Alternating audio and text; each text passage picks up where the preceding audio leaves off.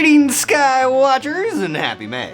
Since last we spoke, NASA's Mars rover Curiosity got stuck when it tried to remove its drill arm from a 1.5 foot wide, 29-pound rock nicknamed Atacama. The rover remained stuck for 6 days while engineers remote commanded Curiosity to shake the drill a little until the rock eventually let go. Blue Origin's lunar lander, Moon Mark 1, passed its vacuum chamber test, bringing it one step closer to becoming the lander for future Artemis missions. And the debate over if Pluto can be classified as a planet has again returned to discussion because some people just can't let things go. For our discussion this month, we are discovering NASA's newest Earth surveying satellite, a joint effort with India called NISAR. More on that in a bit, but first let's transport outside and discover May's sky. Looking outside, right now, there's a bunch of stuff we can't see.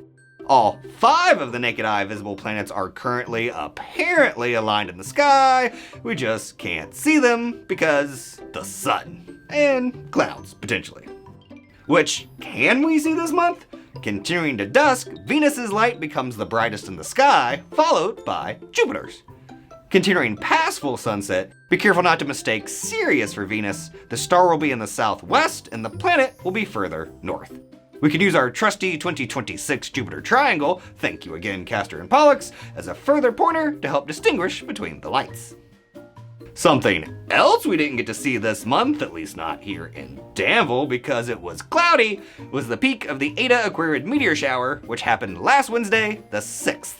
However, the shower continues through the 28th, so keep looking for meteors throughout May. Meteor showers aren't the rarest thing to see, but they're still pretty special. Also not as rare as reported, though still neat, May will end with a blue moon. The first moon of the month shone with fullness on the 1st, and the same will be true for the last moon of the month on the 31st. Unlike a blood moon, a blue moon does not feature an altered lunar appearance, it's just the name given for 2 full moons in a single month. The next blue moon will be in December 2028. If you see colorful winged insects attracted to moonlight, chances are it's a nocturnal lepidopterid, a moth, and not its typically more diurnal cousin, a butterfly, though there are exceptions. You can come visit and discover real live butterflies at the Danville Science Center Seasonal Butterfly Station and Garden, open now and throughout the summer. Featuring a variety of both exotic and native butterfly species like the ever-popular monarch, wild monarchs are currently making their spring migration northward after having overwintered in Mexico. A Mexico that has a sinking capital.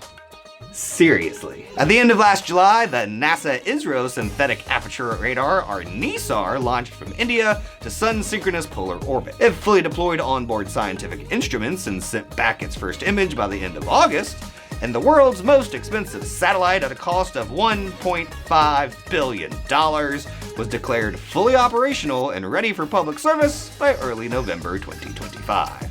As you might have guessed, NISAR is a collaboration between the American and Indian space agencies. It is the first Earth surveying satellite to use dual frequencies for radar imaging. NASA contributed the 1 to 2 GHz L-band frequency that will be used to observe things like melting ice and land shifts, while ISRO provided the 2 to 4 GHz S-band radar, more sensitive to changes in vegetation. Together, NISAR maps the entire Earth's surface up to 6 times a month, and then provides that information to the scientific community free of charge. NISAR is a fantastic tool for natural disaster preparation and climate science, so what has it discovered so far? Mexico City is sinking. Fast. With a population of 22 million people, one of the world's biggest cities and the capital of the country of Mexico, Mexico City has been developed over the years on top of a giant aquifer. 60% of residents get their water from the aquifer. As the city has grown to its current population, larger and larger amounts of water have been pumped to meet demand. Now, residents are not only facing a potential water crisis, but the over-extraction has caused the remaining rock and sand to resettle, causing the city to sink. Between last October and this past January, NISAR observed Mexico City and determined it to be sinking at a rate of at least 0.5 inches per month and up to a possible 14 inches per year. This rate is such that 14 additional steps have been added to the city's iconic Angel of Independence statue. Mexico City's subsidence isn't new information, but NISAR's imaging marked the first time it has been observed and measured from space. One member of the NISAR science team has said, Mexico City is a well-known hotspot when it comes to subsidence, and images like this are just the beginning for NISAR. We're going to see an influx of new discoveries from all over the world.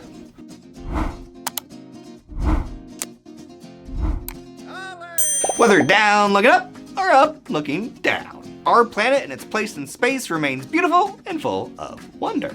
We look forward to discovering more when we return for next month's discussion, the second Tuesday of June, June the 9th. We hope to see you then. Thanks for watching and keep discovering.